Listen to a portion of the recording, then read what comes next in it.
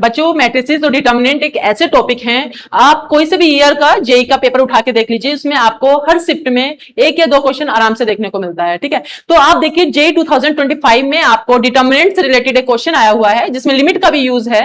तो आपको क्या गिवन है, आपको एक फंक्शन गिवन है डिटर्मिनेंट की फॉर्म में। ठीक है, और क्या है कि उसकी लिमिट एक्सटेंडिंग टू 0 पर किसके इक्वल है, लैम्डा प्लस ए म्यू प्लस न्यू बी के इक्वल है। ठीक है, और आपको बताना क्या है, आपको बताना है लैम्डा प्लस न्यू का होल स्क्वायर की वैल्यू क्या होगी, मतलब आपको लैम्डा म्यू और न्यू की वैल्यू क्या करनी है, फाइंड आउट करनी है।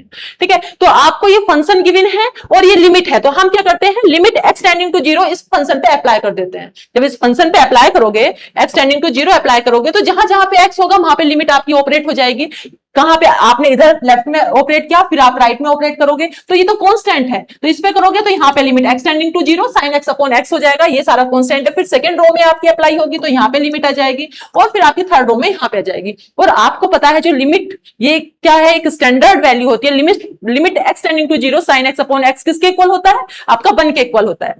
जब आपने लिमिट अप्लाई कर दी है तो आपको डिटर्मिनेंट क्या मिली, फंक्शन क्या मिला, किसमें कन्वर्ट हो गया, a plus 1 1 B A 2 B A 1 B plus 1 के इक्वल हो गया है। ठीक है, या तो आप डायरेक्ट इसकी डिटर्मिनेंट निकाल लीजिएगा, अगर नहीं निकालते हो तो आपके रो ऑपरेशन और कॉलम ऑपरेशन होते हैं, आपने वो अप्लाई कर दिए। जब हम कौन कौन से ऑपरेशन करें, हमने कर दिया R1 माइनस R2 एक ऑपरेशन अप्लाई किया, उसके बाद हमने R2 minus R3 operation apply किया। जब ये दोनों ऑपरेशन अप्लाई कर देंगे तो आपकी जो डिटर्मिनेंट फॉर्म है वो क्या बन जाएगी, वो मिल जाएगी आपको 1 माइनस का 1 0, और फिर इसमें इस पे अप्लाई करोगे तो आपका यहाँ पे क्या आ गया, 0 आ गया है, कितना आ गया, यहाँ पे 1 आ गया है, और कितना हो गया, माइनस का 1 हो गया है, और थर्ड रो आपकी ऐसे रही as it is 1 B plus 1।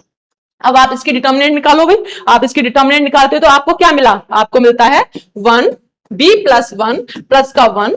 ठीक है, माइनस है तो प्लस 1 हो जाएगा, और आप इसे ये करोगे तो आपका कितना हो गया, ए हो गया है। ठीक है, -1 और आपका कितना हो गया, ए हो गया है, प्लस कितना हो गया आपके पास, 0 हो गया। मतलब आपको क्या वैल्यू मिल गई, A plus B plus 2 value मिल गई है। अब ये किसकी वैल्यू है, ये limit extending to 0 F X की वैल्यू है। अब आप कंपेयर कर लीजिए दोनों चीजों को कि ए के कोफिशिएंट क्या है, आपके पास यहाँ 1 है और वहां पे कितना है, म्यू है, तो म्यू इक्वल टू कितना हो गया आपके पास, 1 हो गया है, न्यू इक्वल टू भी 1 हो गया, और लैम्डा इक्वल टू कितना हो गया, 2।